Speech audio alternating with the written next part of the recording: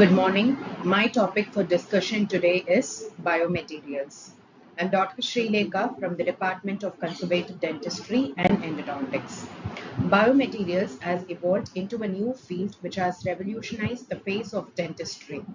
Dental biomaterials have unfolded over the years from bio-inert materials to bioactive materials, which brings about cellular, morphological, and molecular changes. The level of smartness of biomaterials can be classified into inert, active, responsive, and autonomous. Inert materials are merely biocompatible and do not do any harm, that is, no toxic reaction into the body.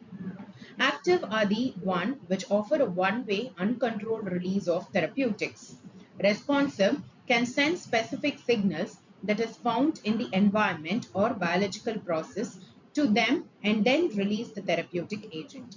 Autonomous can sense a signal, release a specific load and adapt their properties to changing conditions to keep providing additional, advanced or alternative forms of therapeutics. The goal of modifying the biomaterial surface is to create specific chemical, physical environment that offer more favorable, often complex cellular and environmental responses. Examples for different surface physiochemical modification or cues used to improve the degree of smartness on the biomaterial are electric charge, porosity, ion filler in release, wettability, changing the modification of the chemistry, and topographical changes. Different types of stimuli can trigger the release of therapeutics or induce changes in the property of biomaterial to improve their interaction with cells and biological process for enhanced therapeutic outcomes. We can classify biomaterials into piezoelectric, magnetic, shape memory, pH responsive or thermoresponsive biomaterials, and enzyme sensitive biomaterials. Piezoelectric materials can either convert mechanical stress into electrical charges or electrical charges into mechanical signals, which is also called as converse piezoelectricity. Endogenous direct currents are among the fundamental biosignals affecting the development, regeneration, and wound healing. Example of piezoelectric materials are piezoelectric polymers and piezoelectric ceramics. Magnetic biomaterials are the one which stimulated by static magnets or dynamic electromagnetic fields which can enhance the healing of bone fracture and promote bone formation. Magnetic nanoparticles such as magnetite and mahimite are clinically approved metal oxides due to their unique property of superparamagnetism.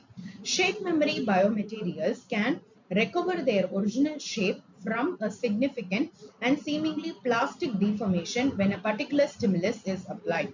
Example is nitinol or nickel titanium alloy. pH or thermoresponsive biomaterials are the one which is stimulus responsive or thermoresponsive hydrogels which exhibit a salt to gel transformation which is triggered by proper physiological stimuli such as exposure to a body temperature or to a pH.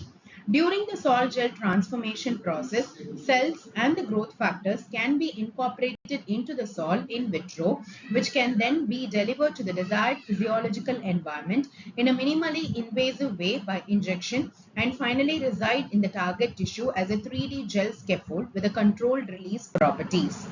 The final one is the enzyme responsive biomaterial are triggered by selective catalytic actions of specific enzymes. For example, Zhang et al., the author, created an implanted poly-L-lactic acid, which is known as PLLA, nanofibrous scaffold containing a hyper-branched polymer, miRNA polyplexes, encapsulated into PLG microsphere, that is polyglycolic acid microspheres, to regenerate a critical size bone defects.